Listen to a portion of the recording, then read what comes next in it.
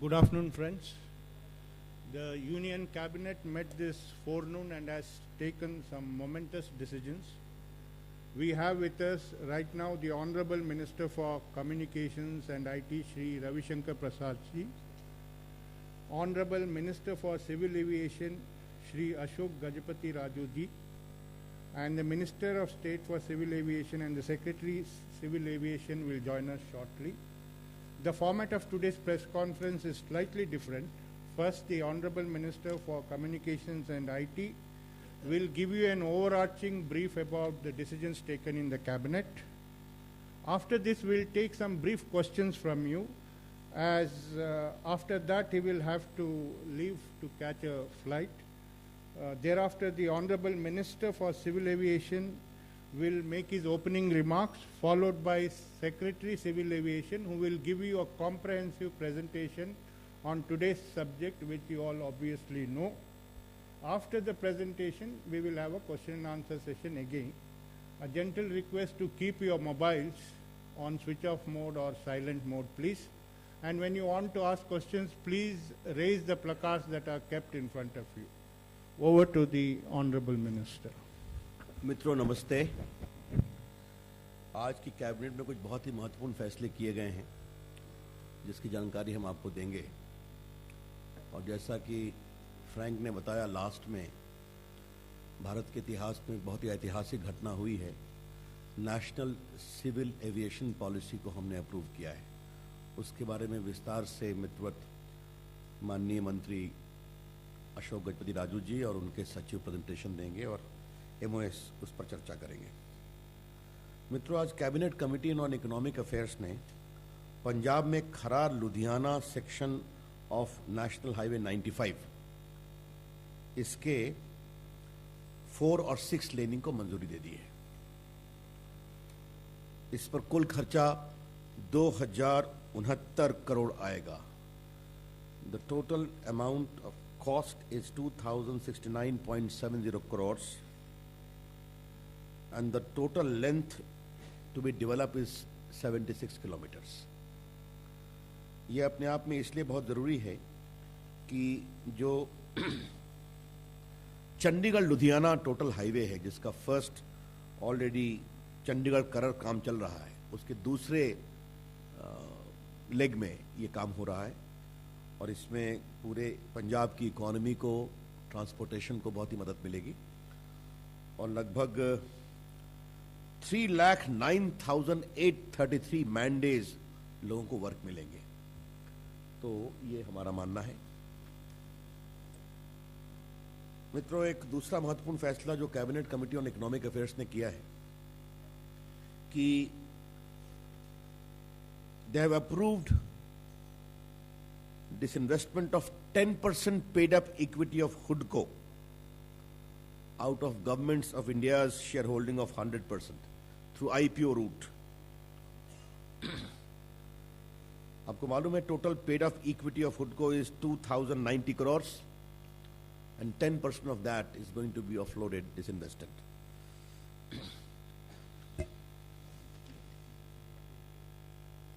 And the net worth of the company, HUDCO, is 7,800 crores. Therefore, it is a very vibrant company. We thought we are disinvesting that. Mitro, now I come to the cabinet decision. Cabinet ने आज एक बहुत ही महत्वपूर्ण फैसला करते हुए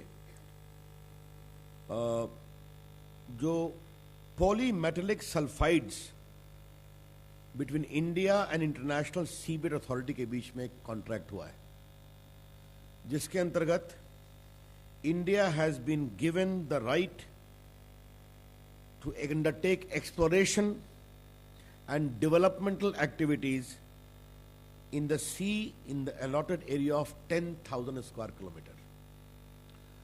ये एक बहुत ही महत्वपूर्ण फैसला इसलिए है कि ये जो पूरे पॉलीमेटलिक सल्फाइड्स हैं, they contain iron, zinc, silver, gold, platinum in various variables and categories.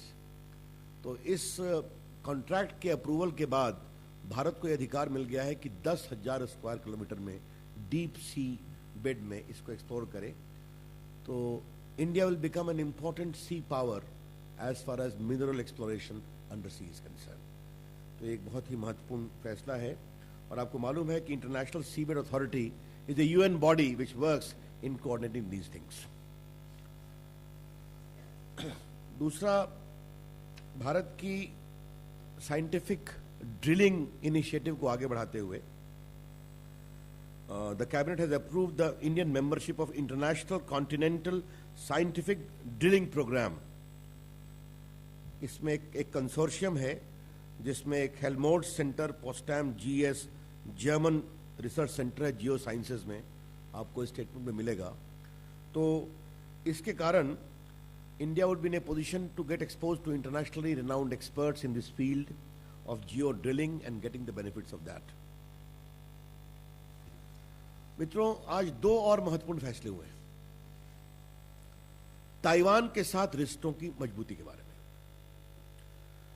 पहला रिश्ता हुआ है कि कैबिनेट ने एक्स पोस्ट फैक्टो अप्रूवल दिया है of the MOU between Taipei economic and cultural centre in India and India ताइपाई association in ताइपाई for cooperation in the field of agriculture and allied activities. ये तो एक बात हुई है. और दूसरा एक महत्वपूर्ण फैसला हुआ है signing of air service agreement between Taiwan and India,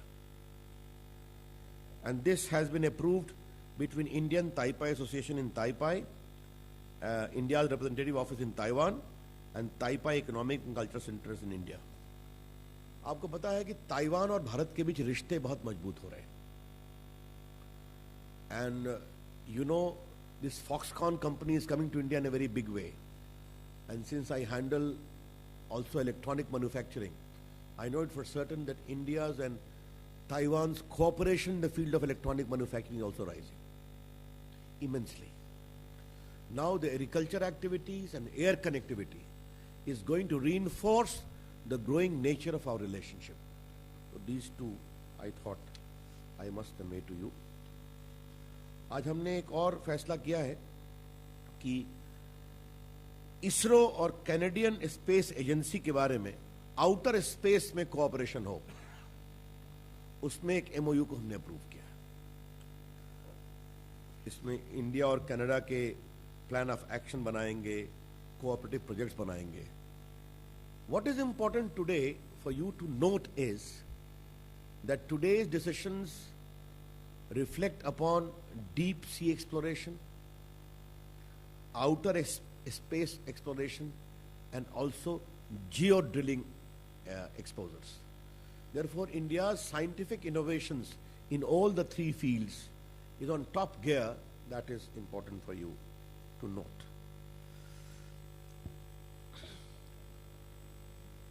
आज कैबिनेट ने एक और महत्वपूर्ण फैसला करते हुए जितने भी आपके non teaching and public health specialist of central health services हैं, इनके रिटायरमेंट सुपर एनुएशन का एज 62 साल से 65 साल करने का फैसला किया है. And doctor of general duty medical officers and sub cadre of health services medical officers to 65 years. ये हमने इसलिए किया है, जैसा आपको प्रधानमंत्री ने पहले संकेत दिया था कि देश में डॉक्टरों की कमी है, अतः इसको ध्यान रखते हुए डॉक्टरों की सेवा विस्तार का विषय विचाराधीन था और आज कैबिनेट ने उसको अप्रूवल दे दिया. So this relates to the doctors and this also relate to non-teaching and public health specialists under the Central Health Services cadre. तो ये एक महत्वपूर्ण फैसला था जिसको हमने आपको बताया. जी हाँ, जोशी जी को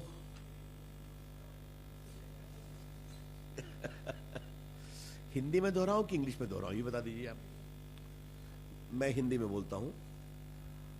भारत सरकार में डॉक्टरों की कमी को ध्यान रखते हुए और स्वास्थ्य सेवा के विस्तार की चिंता करते हुए कैबिनेट ने यह फैसला किया है कि सेंट्रल हेल्थ सेवा के डॉक्टरों की सेवा अवकाश की अवधि 62 से बढ़ाकर 65 की जाए, और ये लाभ जो नॉन टीचिंग और पब्लिक हेल्थ स्पेशलिस्ट भी हैं सेंट्रल हेल्थ सेवा स्कीम में, उसको भी इसका लाभ दिया जाए. तो देश भर में जो केंद्र सरकार की स्वास्थ्य सेवा संबंधी पूरी कार्यप्रणाली है उसमें एक स्थायित्व रहे, स्टेबिलिटी रहे, उस दिशा में प्रयास किया गया है। मित्रों, आपको मालूम है कि जब प्रधानमंत्री जी सऊदी अरेबिया गए थे तो सऊदी अरेबिया और इंडिया के बीच में लेबर कोऑपरेशन में एक एमओयू हुआ था। आज कैबिनेट ने उसको भी अपनी मंजूरी दे दी है। मित्रों, आज कैबिनेट ने एक और महत्वपूर्ण फैसला किया है कि faster recovery of bank dues को लेकर बहुत गंभीर चिंता होती थी। जो वेरियस एक्ट्स हैं उसको लेकर एक कोऑर्डिनेशन होना चाहिए। It was long felt by the banking and allied sector that we need to have an expedition in recovery of banking dues. तो उसके लिए Enforcement of Security Interest and Recovery of Debt Laws and Miscellaneous Provisions Bill 2016 लाया गया था। ये bill parliament में introduce हुआ था, referred to joint parliamentary committee. आज इसमें कैबिनेट ने अप्रूव किया है। This bill leads to amendments in the SARFAESI act, in the RDDB act, your stamp act and all debt recovery tribunal act की recovery जल्दी होनी चाहिए, टाइम बाउंड होनी चाहिए, and ease of doing business को भी इससे सहयोग मिलना चाहिए। तो these initiatives were pending for a long time and all the changes in the bill have been approved by the cabinet. अब बाकी आपको जो हैंडआउट मिलेगा उसमें इसका डिटेल्स दिया हुआ है। Thank you, Minister Sir. Do you have any questions on the topics? You kindly await a structured briefing on that. Okay? It will be given to you subsequently. Yes, anything further? Friends, before I give the mic to my distinguished Civil Aviation Minister, मैं सिर्फ एक बात बता दूं, this civil aviation policy today history has been made. Since independence, India never had any civil aviation policy. And what is the core characteristics of this policy? Connecting the unconnected, serving the unserved. जो हवाई संपर्क में नहीं है उनको जोड़ना, जो हवाई सेवा से मुक्त हैं उनको सेवा प्रदान करना। ये इसके दो पहलू हैं। बाकी विस्तार से माननीय मंत्री जी और उनके विभाग के सचिव आपको बताएंगे। इस देश में 350 हवाई पट्टियां हैं जो सेकेंड वर्ल्ड वॉर के समय से बनी है और उनका उचित उपयोग नहीं हो पाता। बाकी मेंटेनेंस की समस्या है, लॉजिस्टिक की समस्या है, पार्किंग की समस्या है, फ्लाइट रूट्स की समस्या है। और आज मुझे ये बताते हुए बहुत हर्ष हो रहा है, and I am Indeed very proud of my government, कि 520 or Mr. 25 whatever it is, it's been consigned to the today a great legacy which was giving serious cause for concern 520 और 25, मतलब हिंदुस्तान में ऑपरेट करने के लिए 5 साल काम करना जरूरी और 20 विमान जरूरी। That questionable legacy has been thrown into the dustbin today by the cabinet approval. तो बाकी I leave it to Ashok ji and the secretary, and very quietly after few minutes I will slip on, they will take all the questions. Yes, Thank you, sir. मुझे जाना है केरल, तो मुझे flight पकड़नी है। Kindly allow me that. Go ahead. A few months back, we had all met in this very hall, and we had unveiled a draft civil aviation policy, and through you, plus also it was put in the public domain. And since then, a nationwide discussion has happened, and we have benefited out of close to 450 suggestions that came in. Then there were extensive interaction with all sections, be the airlines, be the airports, everybody who you could conceive. And we were blessed by the guidance of an informal consultation with a group of ministers also. So, in this process of churning, a lot of journalist friends used to meet me and express a view that we are taking too much time. So anyway, we have been now arrived, and the cabinet has helped us by coming to certain conclusions. Now, here I won't say too much because a presentation will be done by the Chaubeji, the Secretary of our Civil Aviation. Of course, the Civil Aviation Department, all the secretaries and everybody has worked very hard on this. But the centerpiece of it is the commitment in the BJP manifesto of making regional connectivity a reality. So we kept it as a centerpiece, and the whole policy has been worked around it. After this presentation, we would be taking questions from you. So, before the presentation starts, just now Gajpati said that some journalists are complaining that there is a delay in declaration of this civil aviation policy. While entering this center, two journalists accosted me and they said, इतने बड़े बड़े फैसले अगर cabinet इतनी जल्दी लेंगे तो हम लोग को हैंडल करना मुश्किल हो जाएगा. There are two perceptions. I thought it must be there. I'll take you later. Okay, thank you very much. Thank you. Thank you. So, right now shall we go to the presentation first, and then after that we will take the questions. On to you, Chaubeji.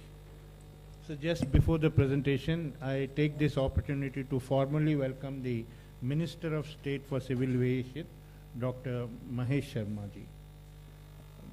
Sir, now over to the Secretary for presentation.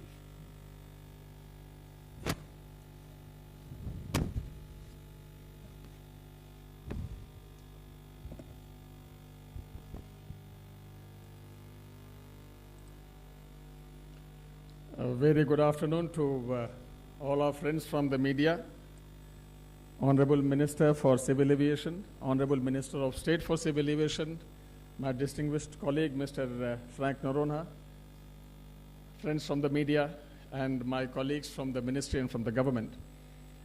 It is indeed a momentous moment for this ministry to present the national civil aviation policy to the country through you. We will take you through the salient features of this policy. As already mentioned earlier during the briefing, it is the first time that this integrated civil aviation policy has been now decided and put into operation. There have been several attempts in the past to draft such a policy, and the last such attempt was started, for example, in 2004. There was Naresh Chandra Committee report, on the basis of which a draft civil aviation policy was drafted. It started in 2004. The civil aviation policy went to the cabinet in 2007. At that time, the civil aviation policy was referred to the group of ministers, which had about 4 meetings. Then in 2008, the group of ministers referred that policy to the Committee of Secretaries. And unfortunately, that's where the matter rested till the time that we restarted this process about 8 months ago. As you are aware, we put this draft civil aviation policy in public domain for consultation 7 months ago. And that's when we got very encouraging response from the stakeholders. We got very large number of comments. And after taking into account those comments, as well as the feedback given by the experts, we then once again went through this national draft policy. As Honorable Minister said, we also had the benefit of informal consultations with a group of ministers and individually with the entire spectrum within the government. And this is, at the end of it, we have been able to come forward with a policy which is indeed very, very progressive, and it will be a path-breaking policy as far as the quantum growth in the civil aviation sector is concerned, as I will be putting across to you now. The fulcrum on which this policy stands is the first bullet. This is the instruction which was given to us by Honorable Prime Minister. The flying is treated as something which belongs to the rich. Honorable Prime Minister said that we must prepare a policy which will make it possible for an ordinary Indian to start flying. This was the direction which he has given to us, and I'm happy that we have been able to weave a policy which will fulfill this directive. Apart from the requirement of taking flying to masses, the policy also addresses other issues. For example, we are proposing to create an ecosystem which will promote tourism, because as you are aware, tourism and flying go hand in hand. It will lead to tremendous growth in employment generation, and it will also lead to a balanced regional growth, because there are very many airports and airstrips which are in comparatively backward parts of the country, which will then get revived. This will lead to regional connectivity, and of course, we have done several things in the policy which will lead to ease of doing business and transparency, which is the mantra around which this government functions. The policy covers 22 areas. These areas are already known to those of you who would have taken the trouble of going through the draft civil aviation policy. So these 22 areas have been woven together in a very integrated and harmonious manner, with a single objective, as I mentioned earlier, of taking flying to the masses. Let me highlight now some of those 22 items. It will not be possible to highlight all of them. The civil aviation policy itself will be on the website very, very shortly, but the highlights are as follows. As far as the regional connectivity is concerned, the policy envisages that the scheme, regional connectivity scheme, will be put into operation in the second quarter of 2016-17. That is the quarter of July, August, September. We will be rolling out this scheme. The most important point is that we are looking at an airfare of about rupees 2,500 per passenger for 1 hour of flying. Now here let me take you through a small piece of statistic. You may probably be aware that in our country, in the last calendar year 2015, the total number of domestic ticketing was 80 million, 8 crore. In our country, the middle class population alone is 35 crore. So it means a typical middle class Indian flies once in 4 years to once in 5 years. Even though he has got a disposable income, which certainly enables him to buy a ticket at least once in a year. But nevertheless, he is not able to fly even once a year. He flies once in 4 years. When we started analyzing as to why this is happening, we came across two barriers. The two barriers were, firstly, the airport is not located close to his place of work or his place of stay. Obviously, no one is going to drive down or travel for 5 hours, 6 hours just to catch a flight. The airport must be close to his place of work or place of stay. The second barrier was that flying from a regional area normally will be expensive, and therefore that becomes a significant barrier. We had therefore to tackle these two barriers, bring them down so that the airport comes close to your house and the ticket is affordable, and that's what we have done. The way we have gone about it is as follows. We found a gold mine of 350 unused airstrips and airports, which, as was mentioned earlier, were built during and after the Second World War. In fact, at many of these airports and airstrips, there was absolutely no activity, so much so that the cattle used to grow there. Now today, if we have to go and acquire land through the Land Acquisition Act for creating an infrastructure of 350 airports in our country, it will take a very, very long time. It will require lakhs of acres to be acquired, and it will be a humongous task. But here was a gold mine which was right sitting there. Therefore, the first thing that we decided was that we must attempt to revive these dormant airports and airstrips so that the airport comes close to your house. That was the first thing. That's what is indicated here. Now, obviously, we are not going to simply go out and start reviving all the airports irrespective of the demand.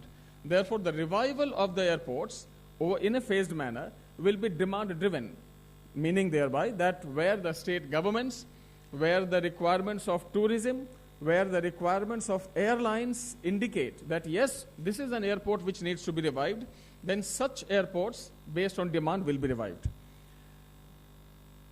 Then viability gap funding will be provided, and I'll come to that little later.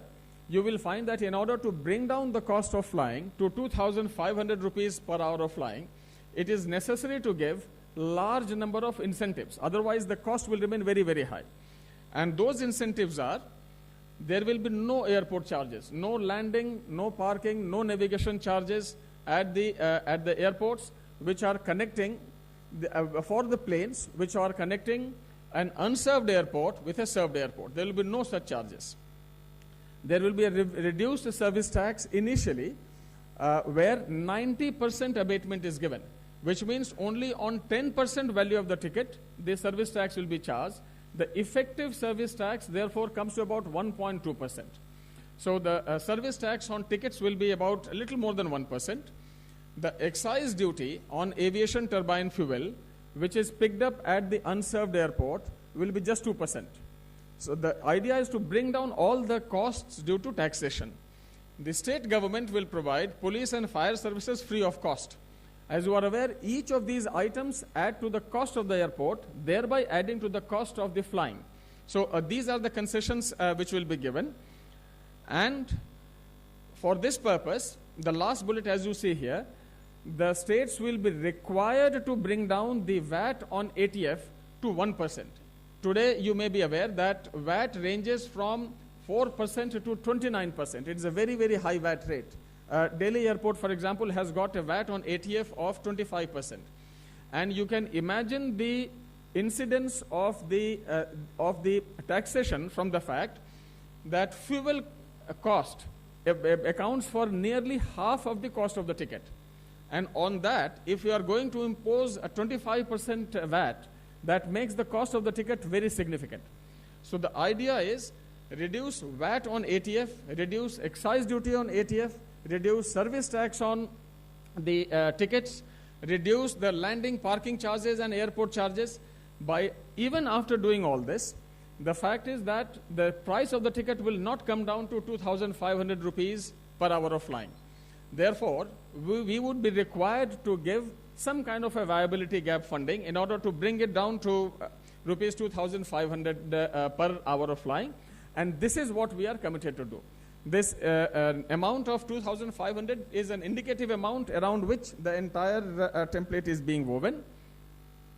For this purpose, we will be creating, as you can see in the second main bullet, we will be creating a regional connectivity fund, which will be put through by way of a small levy, a very, very small levy per departure only on the domestic flights, but excluding the flights which cater to northeast and island territories and so on and so forth. And the viability gap funding, which will be provided to the airlines, that viability gap funding will be shared in the ratio of 80-20 between the government of India and the state government.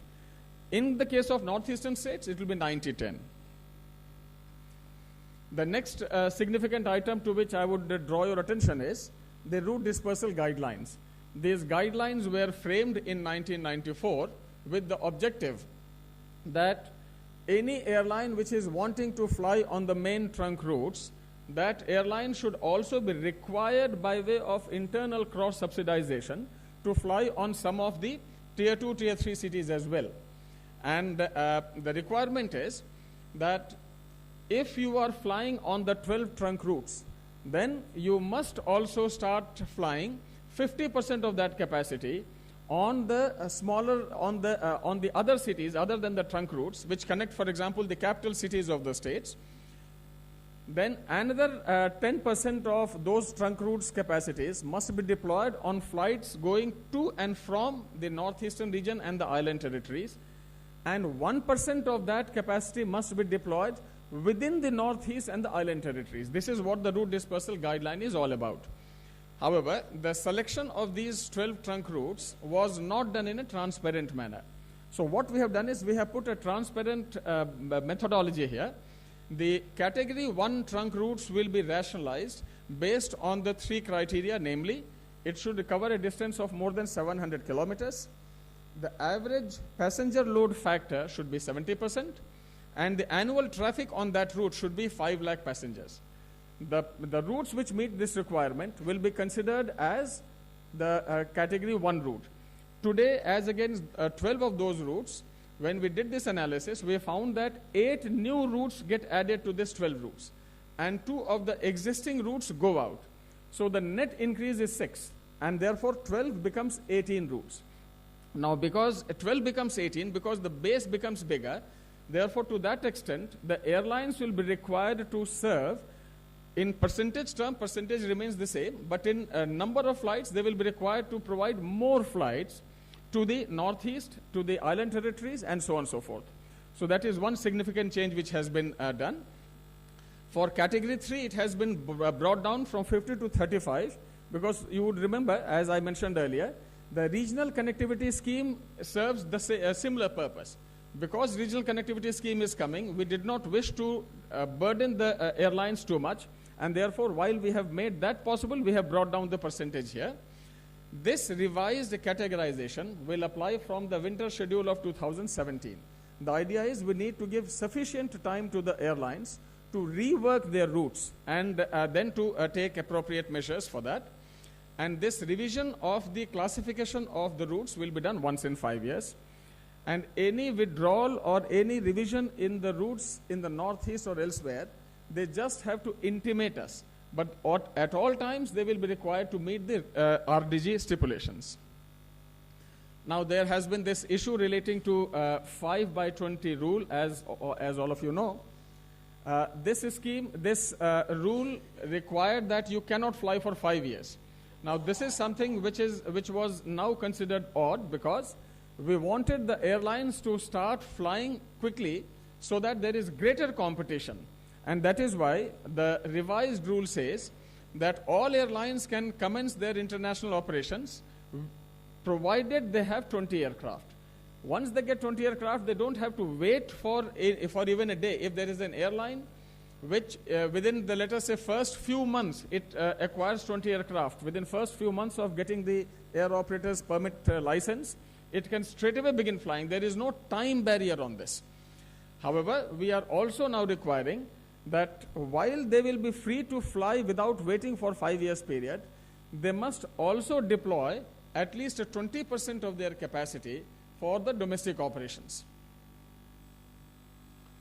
The third very progressive thing which is being done relates to the bilateral traffic rights. Now, as you are aware, there are 109 countries with which we have the bilateral traffic agreements. It is called Air Service Agreement. And these are from time to time negotiated and renegotiated periodically. What we are now doing is, we are going to be very, very progressive, and we are going to say that all the countries which are located beyond 5,000 kilometers from Delhi, with those countries, we will have on reciprocal basis, which means only if those countries also agree to give us the open sky facility, then for such of those countries, we will have open sky agreement in order to enable unlimited number of flights between the two countries to happen.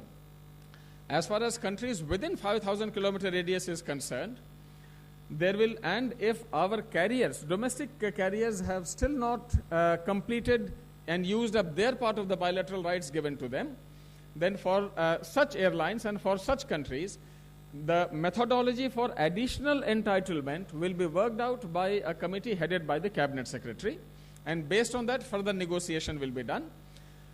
Once the domestic airlines also substantially use up the bilateral rights available to us, then of course the bilateral negotiations will be done as per the normal process.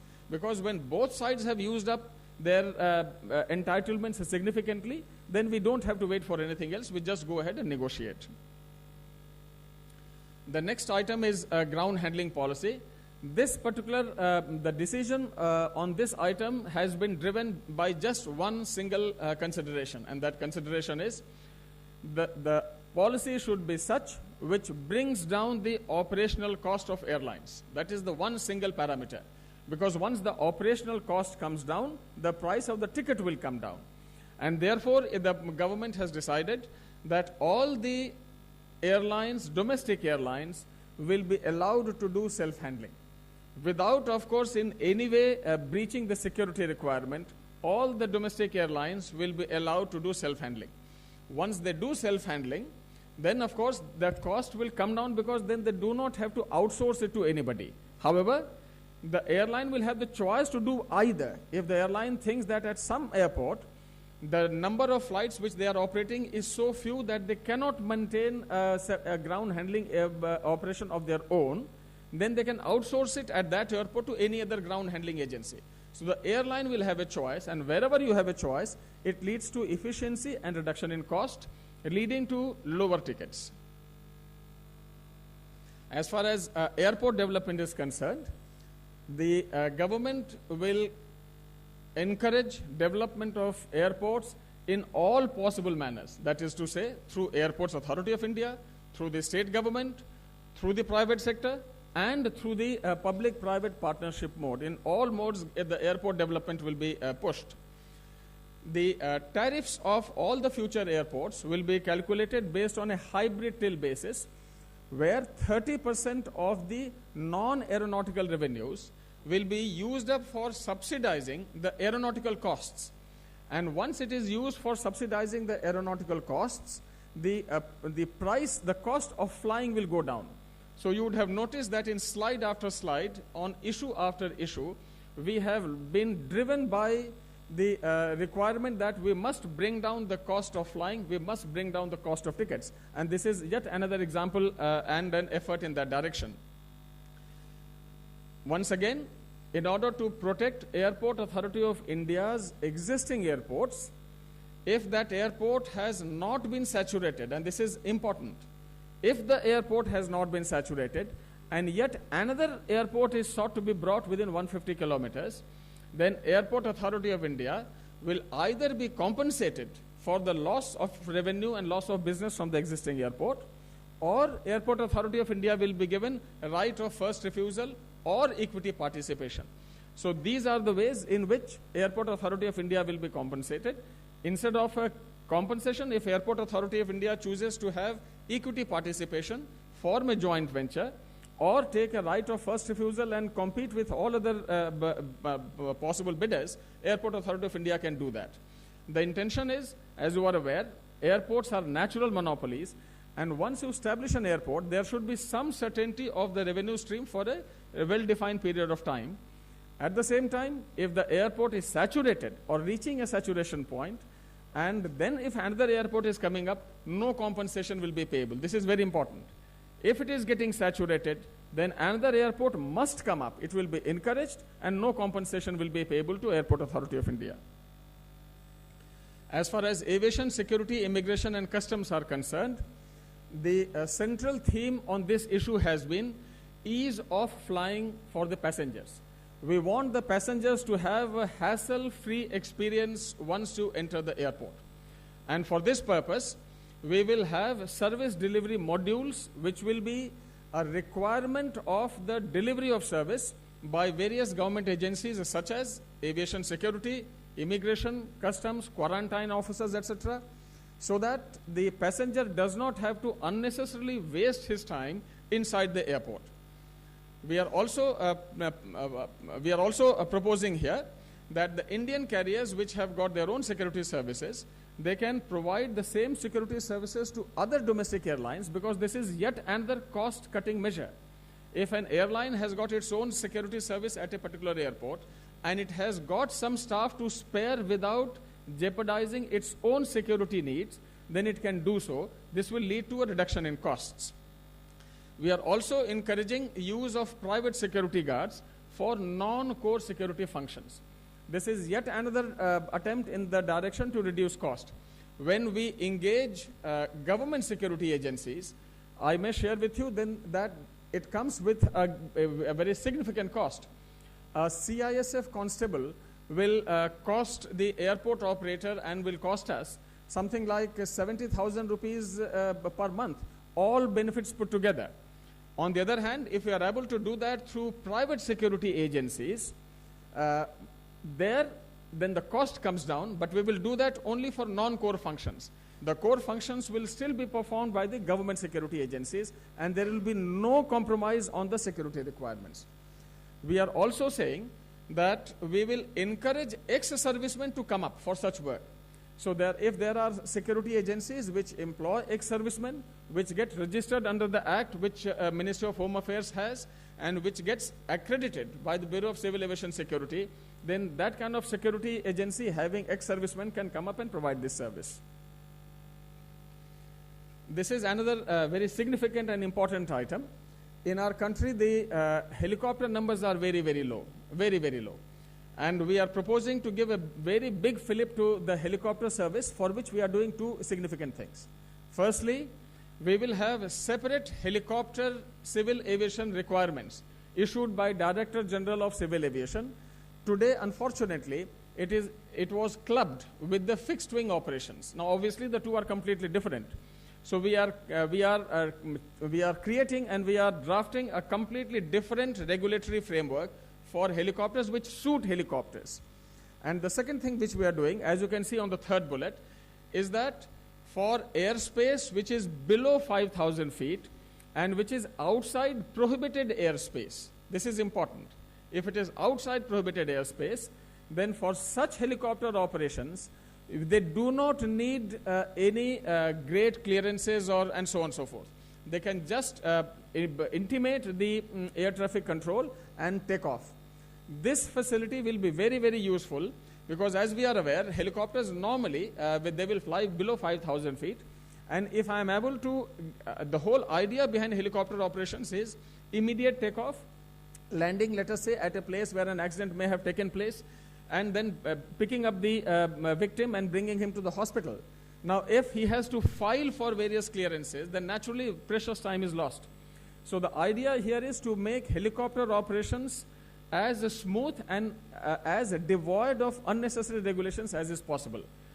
This will lead to very significant growth in helicopter operations. Together with this, we will be liaising with Ministry of Railways, Ministry of Surface Transport and other government agencies, and to see whether we can, and even the insurance companies, to see whether we can set up a system where helicopter operations are made and embedded in part of the economic framework for those ministries. If someone is constructing a road, can we say that a part of the toll from that road goes for insuring the victims, and then helicopter services become possible? So we will be doing this kind of a dialogue with various user ministries to ensure the growth of helicopter services.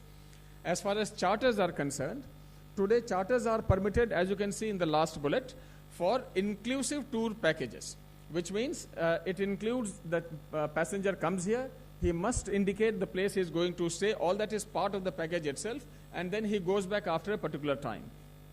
This is somewhat restrictive, and therefore we are going to make charter flights easier on both for the passengers as well as for the charter operators. As far as maintenance, repair and overhaul are concerned, in our country, as you can see from the first bullet, the size of this business is about rupees 5,000 crore. And of this, 90% goes outside the country. It is a pity that our aircraft from within the country have to go to neighboring countries for maintenance work, when the technological skills available within the country itself are really remarkable. The reason why that was happening was because of certain taxation-based issues and the issues relating to the charges which airport operators levy on MROs.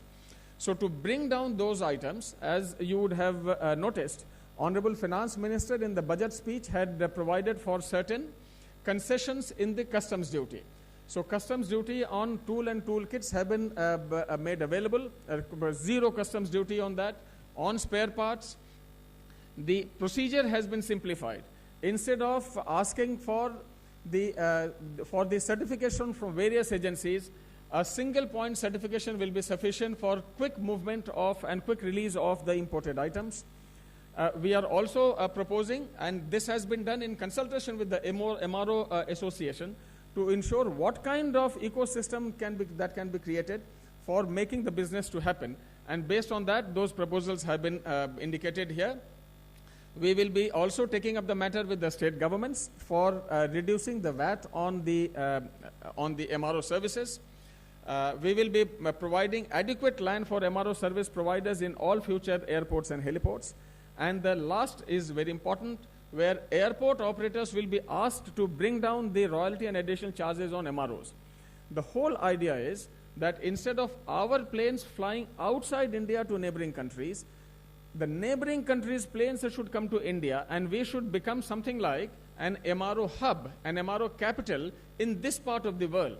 Why should we not do this? Why should our aircraft go outside? So that is the idea behind these measures. This is the last slide.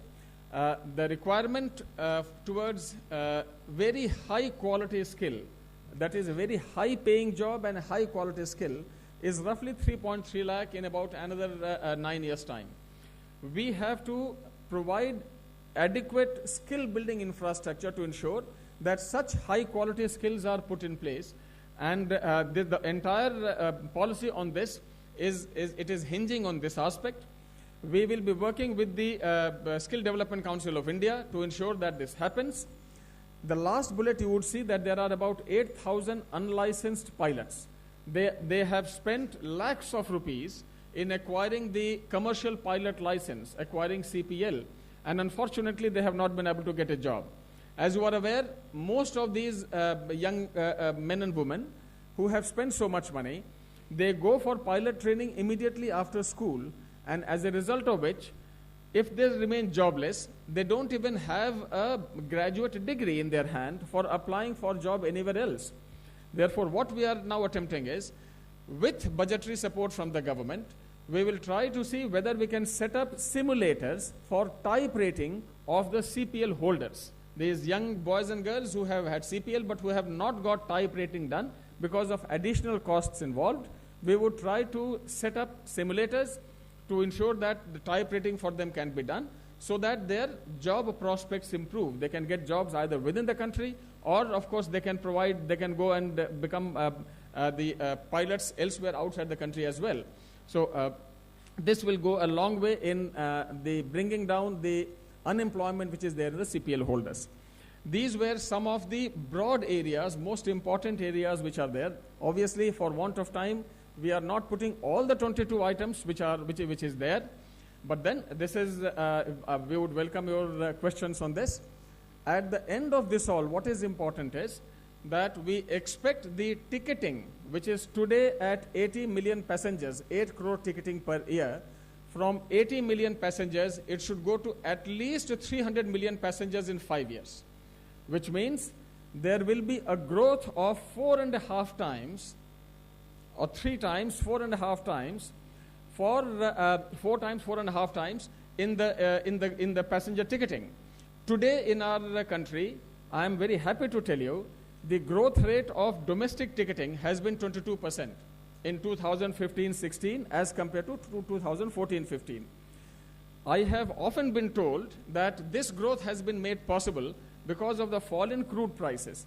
But I would like to tell you, ladies and gentlemen, that the fall in crude prices has happened all over the world. It has not happened only in India.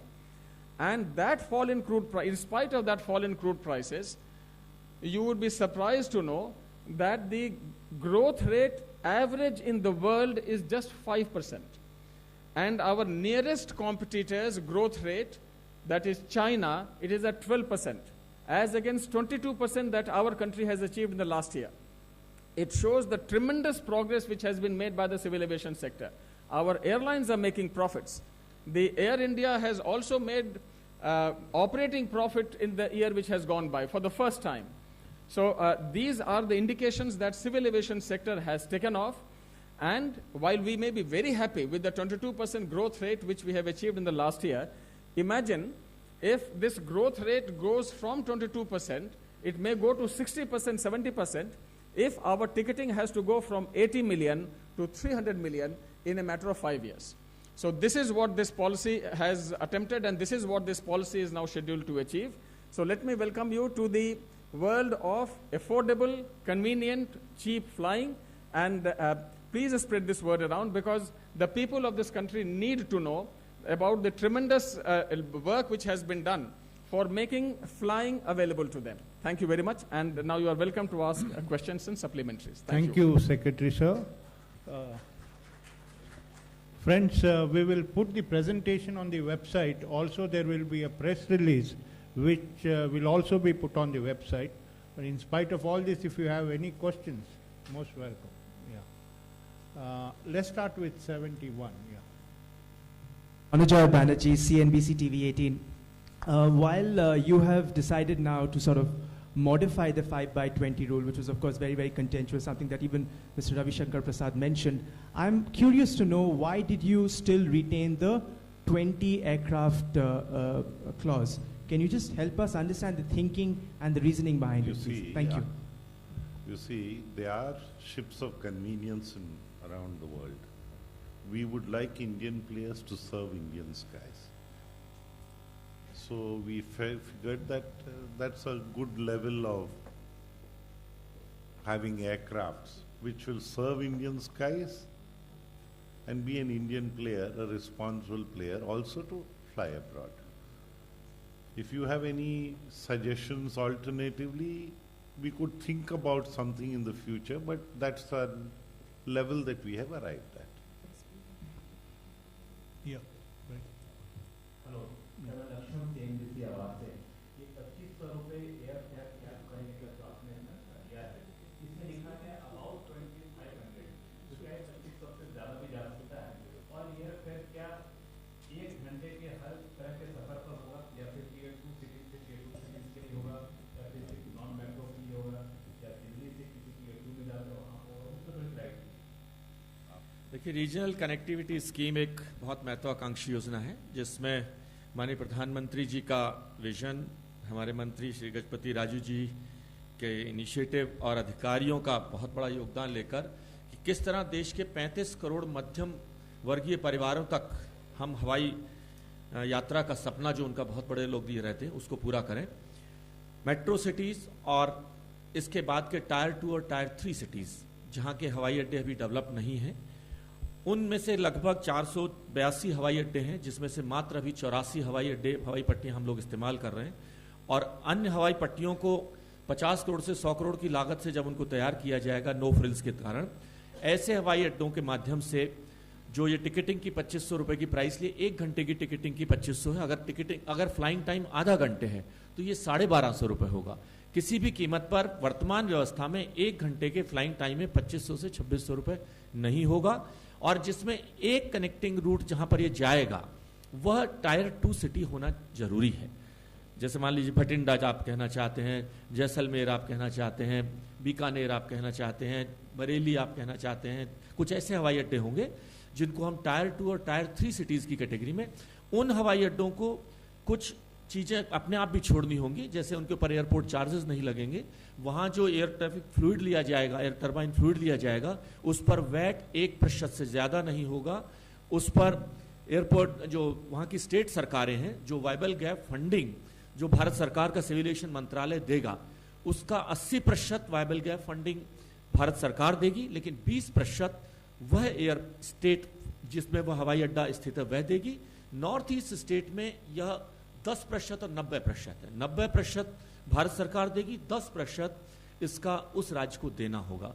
तो मेरा ख्याल है कि ये विषय clear है कि एक कनेक्टिंग रूट जिसमें ये हवाई अड्डा जाएगा वो टायर 2 और टायर 3 सिटी में होना जरूरी है, सिर्फ मेट्रो सिटीज में नहीं। सर एक छोटी सी क्लैरिटी इसी के ऊपर और चाहिए, बेस फेयर पे होगा या बाकी सारे टैक्सेस इंक्लूड कर ले जाते हैं जिसमें टीएफ है और दूसरे? Can I supplement before? You see, I just wanted to add what my colleague has said. You see, on the airline side of it, it is going to be 2 streams of income. One is the ticket and one is the viability gap funding. And this process has to be transparent, and it will be transparent.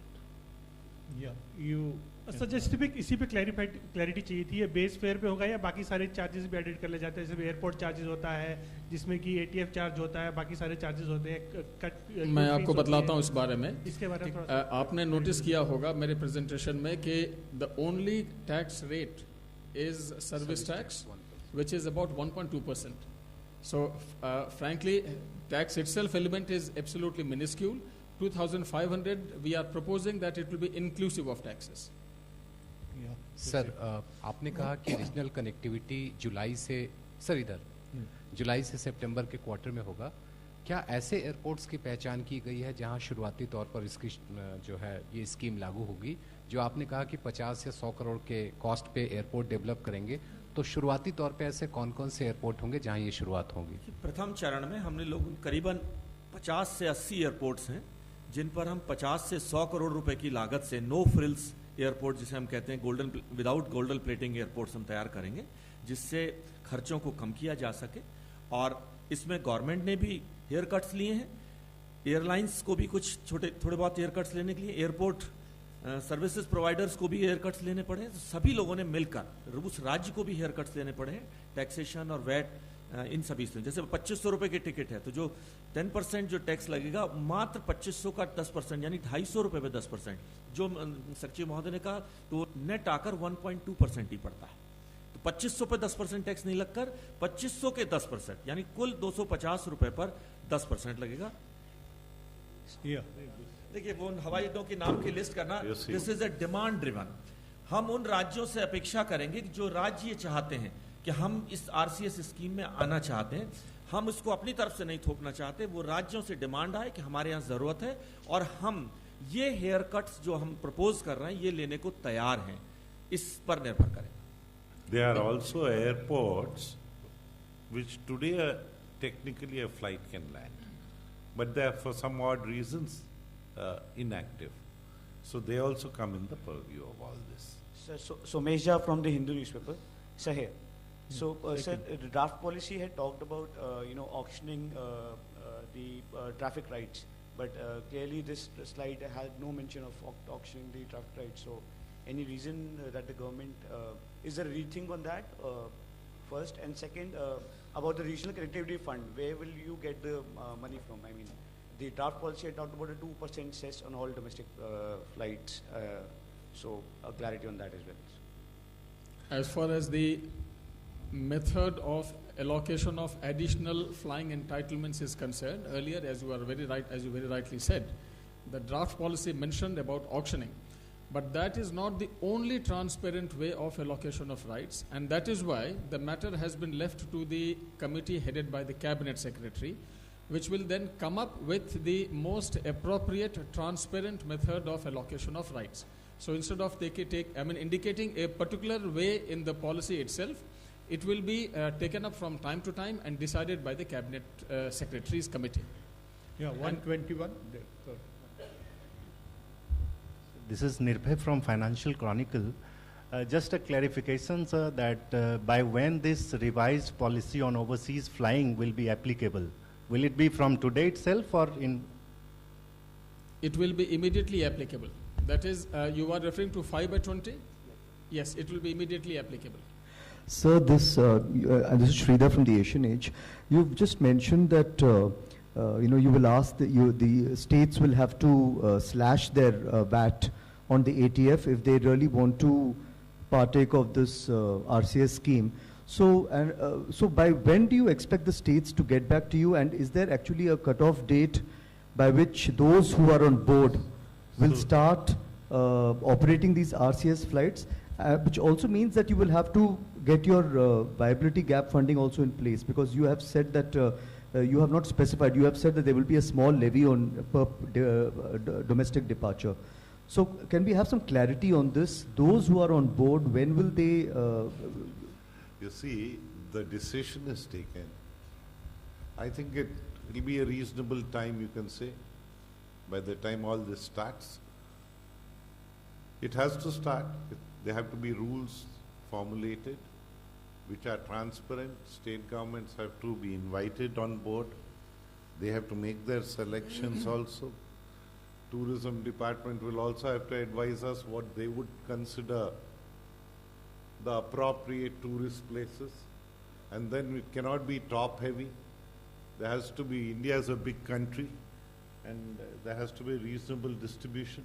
So all this, we within our ministry will be deciding on it, and we will let you know. It'll be decided shortly. I don't think we'll take too much time. To supplement what, no, I'll just take it forward from here, Frank. Just to supplement what Honorable Minister has said, the policy indicates the broad contours of the regional connectivity scheme. It is not the scheme itself, it is the broad direction that we will create a template where tickets are made available for 2,500 rupees.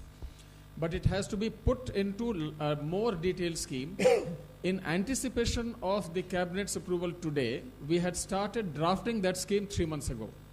And I'm happy to say that within about 10 days' time from today, we'll be putting that draft scheme itself as to how exactly it will be operated in the public domain. So you will be in a position to know how it is going to be operated.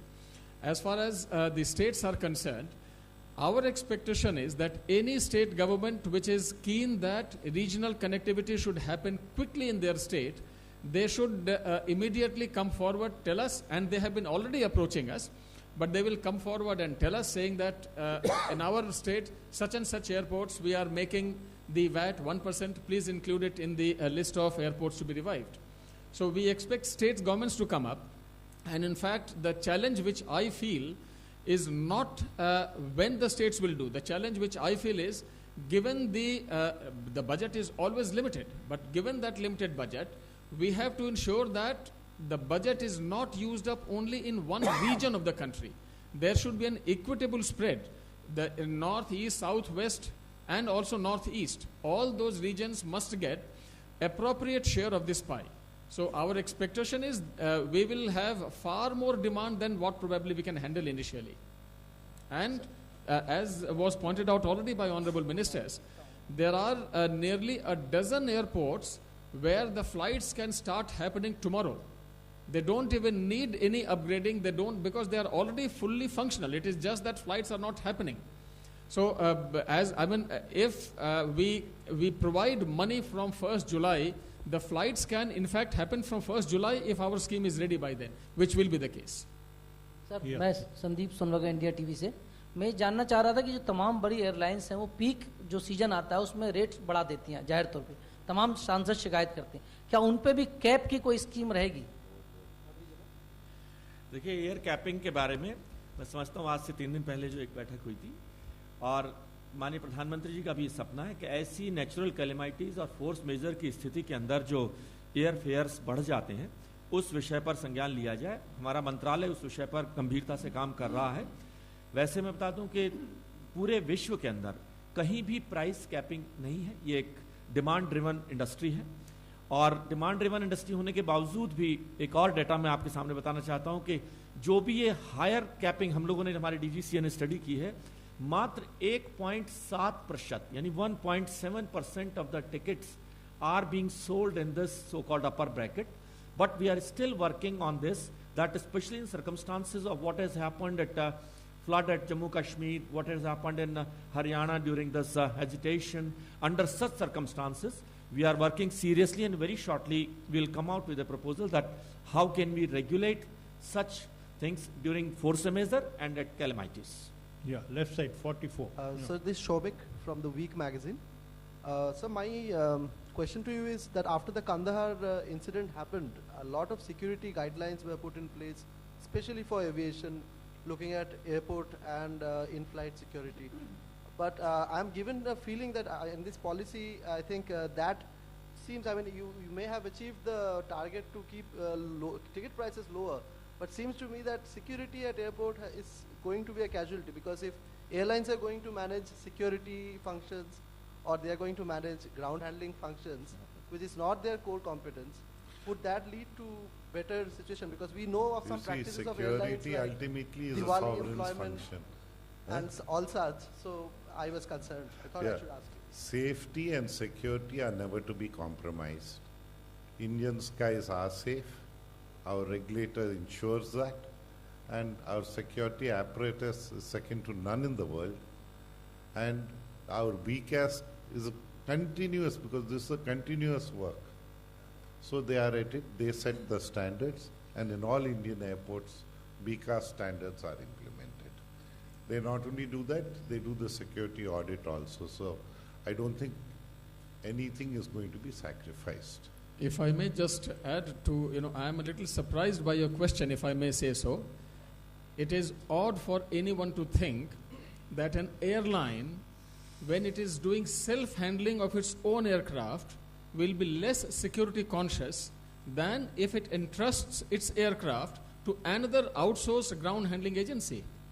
It is my aircraft. If I am an airline operator, I will make sure that I have the highest standards of security by my own people instead of outsourcing it. So there, in fact, self-handling leads to greater security, not lesser security. Contract employees are disallowed. They will not be allowed to do security, but this ground handling on their side. Sir मैं विनीत हूँ ETV news से। मैं जानना चाहता हूँ कि regional connectivity बढ़ाने की बात हो रही है, लेकिन अभी एक कोलकाता अंडाल दिल्ली जो एयर इंडिया की फ़्लाइट है उसे बंद कर दिया गया है प्रॉफिट नहीं होने के कारण। तो क्या इसे फिर से शुरू किया जाएगा? देखिए, जैसा बताया कि ये सारी इंडस्ट्री डिमांड ड्रिवन है। अब इस रीजनल कनेक्टिविटी के माध्यम से जब फेयर प्राइस कम हो जाएंगे, मान लीजिए 6,000 रुपए के प्राइस में हो सकता है कहीं ट्रैफिक लोड नहीं मिल रहा है, जब ये कीमत 2,500 रुपए हो जाएगी किसी एयरपोर्ट की, तो हो सकता है ट्रैफिक लोड बढ़ जाए। और ये 2,500 रुपए कीमत रखने का मकसद भी यही है, वरना हमें ऐसे बहुत सारे एयर रूट चलाने पड़ रहे थे 2-3 महीने बाद, 4 महीने बाद जब ट्रैफिक नहीं पहुंचता था, तो कोई भी एयरलाइंस, एयर इंडिया भी उसी का एक हिस्सा है, वो भी बंद करने के लिए मजबूरी होगी। Yeah, sir, there are already reports that Air India has been, making preparations in terms of aircraft, etc., in anticipation of this policy. How are you going to ensure that private airlines also get in it? And my second question is, who will decide on this viability gap funding? Will it be on the basis of inputs from the airline, the center, or the state government? Because there could be different perceptions, on what this viability gap funding ideally should be. A transparent process will be evolved, and airlines desirous of participating will participate. The scheme is under formulation and it will be made known through you to everyone. So there should not be a problem on that. There's no compulsions here that you must and you must not participate. It will be open to all airlines to buy. Those who see an economic opportunity there, they will participate. If I may also add that informally, I have been receiving inquiries from manufacturers from all over the world which manufacture small aircraft, saying that they wish to come and they wish to ensure that their small aircraft becomes the main carriers. What we have been telling all those people, all the foreign manufacturers of small aircraft, is that when they come here to sell the aircraft in the country, they should sell not just their aircraft but an entire ecosystem. The ecosystem consisting of an efficient but low-cost aircraft, number one. Number two, repair and MRO facilities for that particular type of aircraft. Number three, simulators for training of the cockpit crew for that particular type of aircraft. And fourthly, attractive leasing options. So once all these four things are come together as a package, then obviously that deal becomes very, very interesting. And that's what we have been telling all the aircraft manufacturers who have been coming, and they have been so excited by this regional connectivity scheme, which has been put out in the public domain 5 months ago as part of the draft scheme. And they have been coming. Similarly, quite a few of entrepreneurs who have actually not owned an airline earlier, they have also been coming and saying that they would like to start possibly with just 3 aircraft in the beginning. And they have been making inquiries. I am very happy that it has created this kind of buzz even before the scheme, the policy has been approved. Yeah, this gentleman, yes. Sir मैं विजेंद्र बोल रहा हूँ ABP Ananda से। ये जो sir आप बता रहे हैं कि 2,500 रुपये वाला जो स्कीम है, इसमें क्या कोई एक कनेक्टिंग एयरपोर्ट, नया एयरपोर्ट होना चाहिए 50 से 80 जो नए डेवलप होंगे, या एक कोई कनेक्टिंग शहर टायर 2 या टायर 3 का होना चाहिए, तभी ये लागू होगा 2,500 वाला स्कीम? टायर 2 सिटी और टायर 3 सिटी का होना ज़रूरी है। मेट्रो सिटीज़ और इनके अंदर ये सुविधा उपलब्ध नहीं होगी।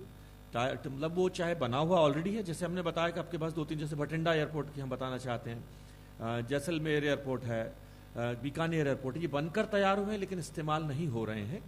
अब हो सकता है रीजनल कनेक्टिविटी स्कीम के माध्यम से जब टिकट प्राइस कम हो जाए तो यहाँ पर एयर सर्विसेज शुरू करने के लिए हम लोग तैयार हैं। एग्जिस्टिंग में भी लागू हो सकती है, टायर 2 सिटी का होना जरूरी। Yeah, please ask. An unconnected airport has to get connected. That's the idea. Yes. Sir, I am Amit Sharma from Census. Sir, I wanted to know how many states have been forthcoming in reducing the VAT on ATF since our policy came in and the edge of this. Also, we are given to believe that a lot of states offers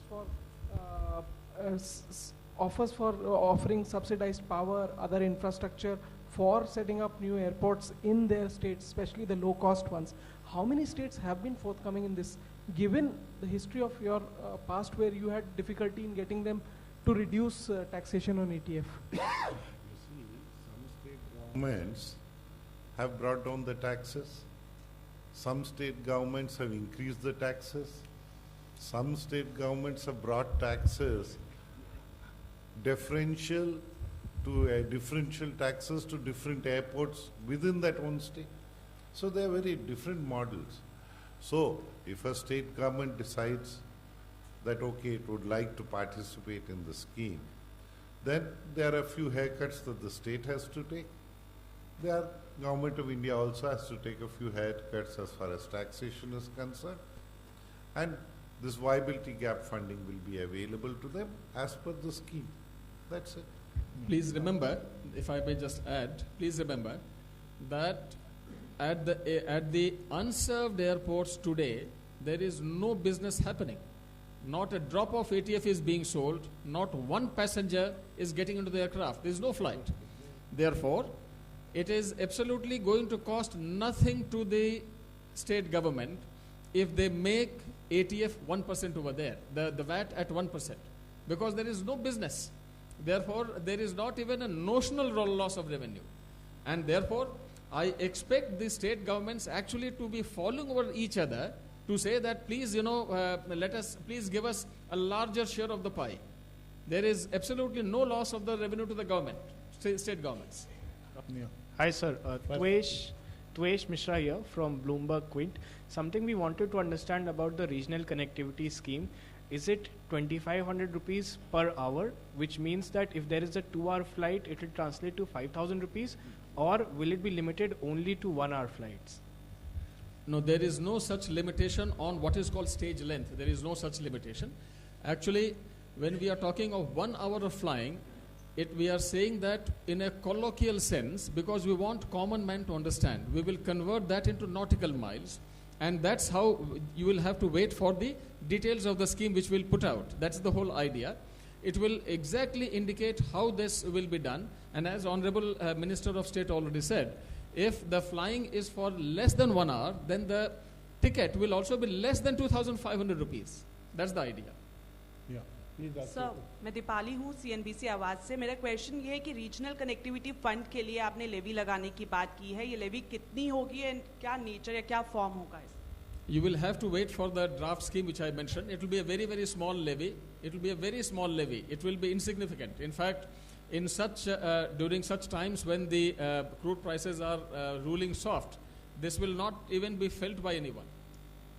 Yeah. Sir, I am Ujjwal from Newsrise. Just wanted to, you have discussed about developing 300 odd airports.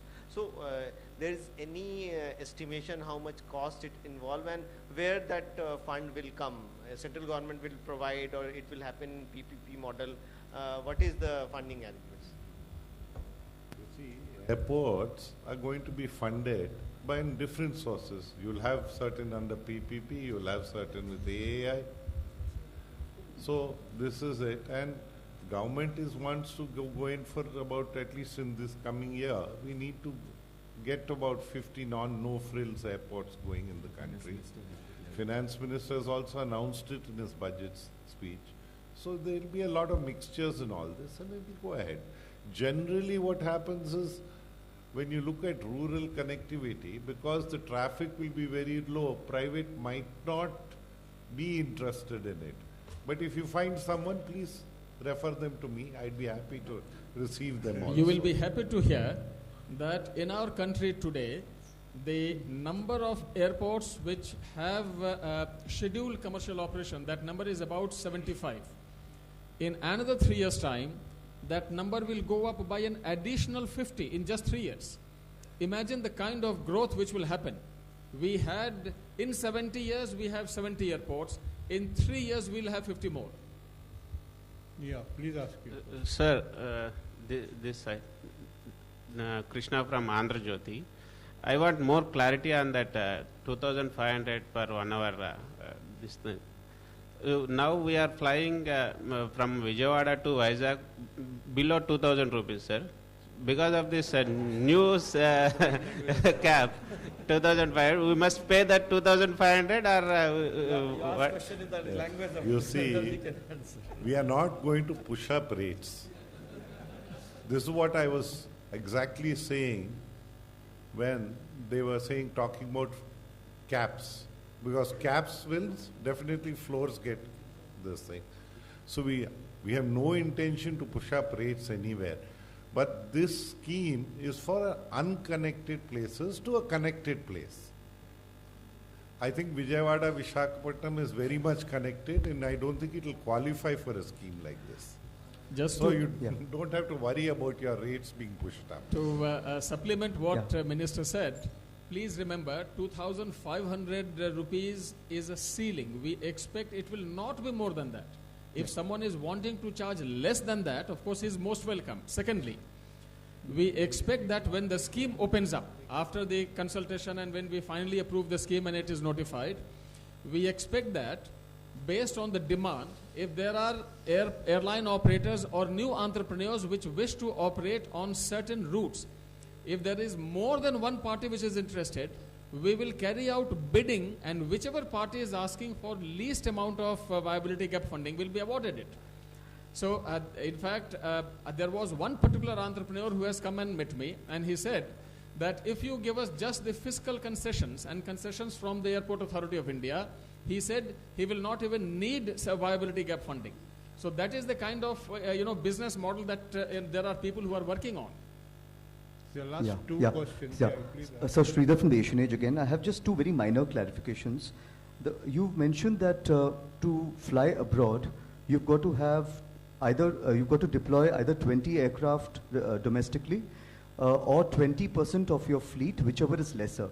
So does that mean that the number of aircraft you must have effectively is 21? See, because if you want to deploy aircraft on the overseas flights, the 21st aircraft will be deployed because 20 will already be flying domestically.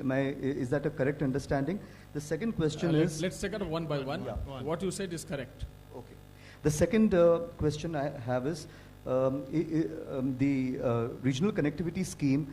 If it is from a tier 3 city, a town to a metro city, does it mean that this scheme will not be implemented? Because the moment you have a metro city as one of the destinations, does it render it ineligible for the RCS? No.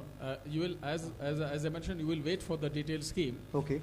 On any aircraft which is deployed, typically it would, for the aircraft to be making money, it should typically cover, let us say, something like 6 cities, 7 cities, 8 cities, depending on the distance involved. Okay. Now, not all of them will be unserved to served. Some of those, that network or that web may be unserved to served, served to served, served to unserved. So there would be legs which will be between two served airports. Okay. They will not get funded subsidy for that particular leg.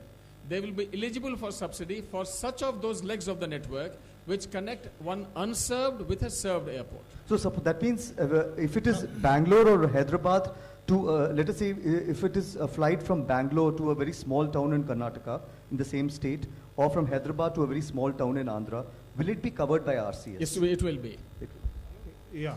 ये 20% का जो formula है बहुत सब लोगों को मैं example देके समझाना हूँ. अगर किसी के पास 100 एयरक्राफ्ट्स हैं 100 एयरक्राफ्ट का 20% उसे डोमेस्टिकली फ्लाई करना पड़ेगा। दूसरा, एक एयरलाइंस, मान लीजिए एक जहाज में 100 सीट है, दूसरे जहाज में 60 सीट है, तो एक दिन की हम मान के चलते हैं कि एक जहाज 6 फ्लाइट्स, हमने स्टैंडर्ड 6 लिया, कोई 7 भी करता है, कोई 5 भी करता है, हमने 6 स्टैंडर्ड लिया है। तो अगर 100 सीट वाला जहाज है तो दिन भर के अंदर वो 600 सीट फ्लाई करेगा। तो इस तरह से 100 सीट वाले जहाज का 600 सीट से अगर हम गुना करेंगे, और अगर 365 दिन का हम गुना करते हैं, साल भर की हम कैलकुलेट करते हैं, तो जैसे 24,000 सीट्स अगर हो गई, वो 24,000 सीट्स जहाज की सीट्स इंटू 6 गुना 6, और फिर कितने दिन वो जहाज उड़ाता है, इसको मल्टीप्लाई कर हम सीट्स काउंट करेंगे, उसका 20% उसे हिंदुस्तान में उड़ाना होगा। ये विदेशों में डोमेस्टिक और इंटरनेशनल फ्लाइट पे सभी एयरलाइंस का फेयर सेम रहता है, ऐसा नहीं है जो किसी का ज़्यादा रहे, किसी का कम रहे। लेकिन भारत में ये एयरलाइंस टू एयरलाइंस ये फेयर चेंज करता रहता है। जैसे एयर एशिया का 1200 रुपये है, तो गो इंडिगो उसी का लेता है 12,000। तो इसके लिए सरकार कुछ कर रही है? तो आप अगर पैसा खर्च नहीं करना है तो जो कम देता है उसमें जाइए। ये हमने कहीं नहीं देखा कि सारी एयरलाइंस का टिकट एक जैसा होता है। दुनिया में हर जगह अलग अलग होता है। Please hold on. Last question here. From Reuters, sir. I just a clarification on the 520 rule. So one is, given that we have a more liberal FDI policy as well, do you expect more international airlines to partner with Indian companies to start airlines in India? And how do you think that might have an impact on domestic airlines who've just started making profits? You see, we need more airlines, we need more aircrafts serving our Indian skies. That's our concern. So if any airline is willing to do it, they're welcome. Thank you, Honorable Minister, sir, and the Secretary. Friends, thanks for being here.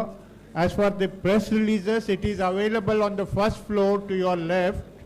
And the ministry also has arranged tea and snacks on the 4th floor. Please join us for tea.